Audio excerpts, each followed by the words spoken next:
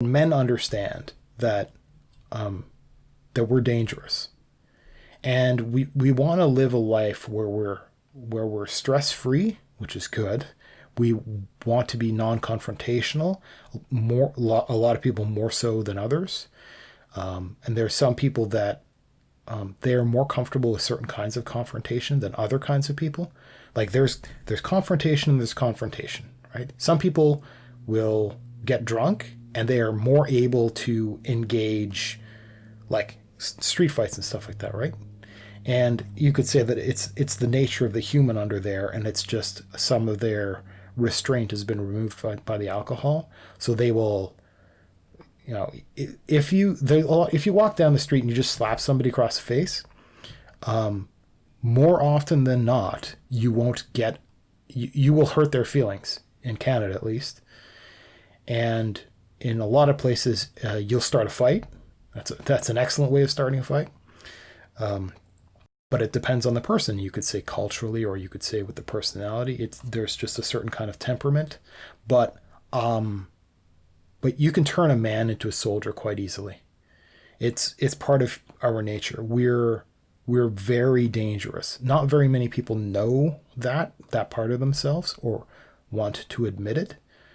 And so we have heroes and stuff for a reason. It's not like we lust after these ideas. We want to and this is part of the misunderstanding, particularly of women, in how men work or think or feel.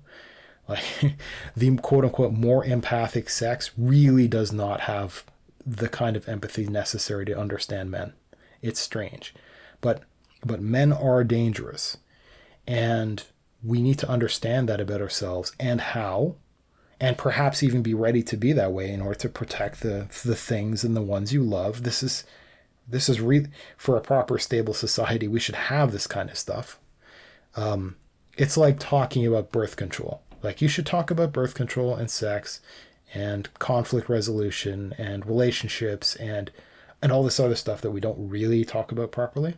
And you should also talk about the nature of violence and preparedness and but we kind of don't. So I have long recognized that in myself, not just as a man dreaming to be valuable, to be useful, to be a hero, because that's kind of a thing.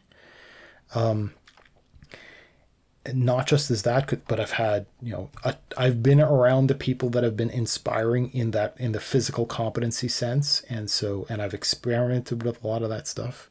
So I know that me being irritable pushes me too much towards that edge, and that it's valuable to recognize when that happens, if that happens, and if there are quote unquote warning signs. So I've got flags internal to me that I am capable of recognizing that don't require a shouting outburst or don't require any conflict.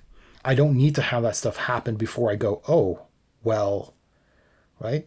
It's like violent drunks and stuff like that. It's if you understand certain elements of yourself, you can see the warning signs and you can restrain yourself sooner. But I mean, I'm a big scary guy, and it's important for me to have a sense of calm and to try to calm the people around me, because naturally the people around me are nervous just because of the way I look.